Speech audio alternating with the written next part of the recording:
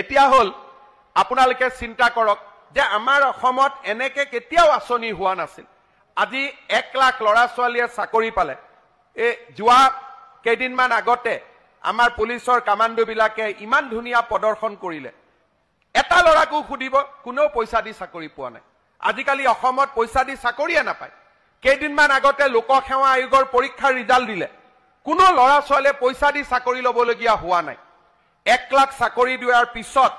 আৰু ৩৫,০০০ চাকৰিৰ আমি এপ্লিকেশ্যন কৰিছো খুব কম দিনৰ ভিতৰতে তাৰো নিযুক্তিৰ প্ৰক্ৰিয়া আৰম্ভ হ'ব এতিয়া অসমত মানুহে বিশ্বাস কৰা হল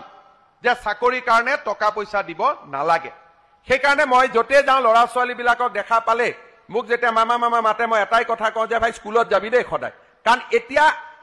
ৰাজনীতি কৰা মানুহে চাকৰি দিব নোৱাৰে চাকৰি পঢ়া শুনা কৰি পাব পাৰি এই পৰিবেশ আগত কোনেও কল্পনাই কৰিব পৰা নাছিল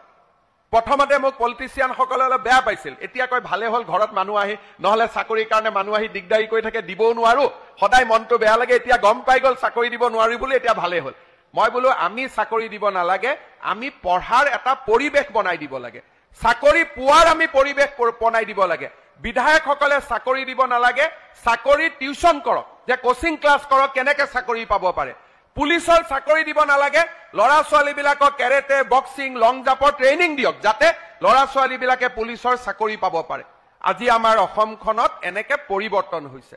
কেইদিনমান আগতে আপোনালোকে ফৰ্ম সংগ্ৰহ কৰিলে 10,000 টকাৰ উদ্যমিতা আঁচনি ইয়াতে কিমানে ফৰ্ম কালেক্ট কৰিলে হাত দাঙকচোন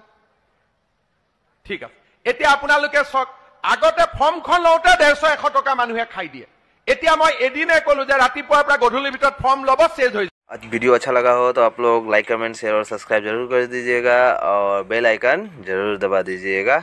और नेक्स्ट वीडियो में मिलते हैं।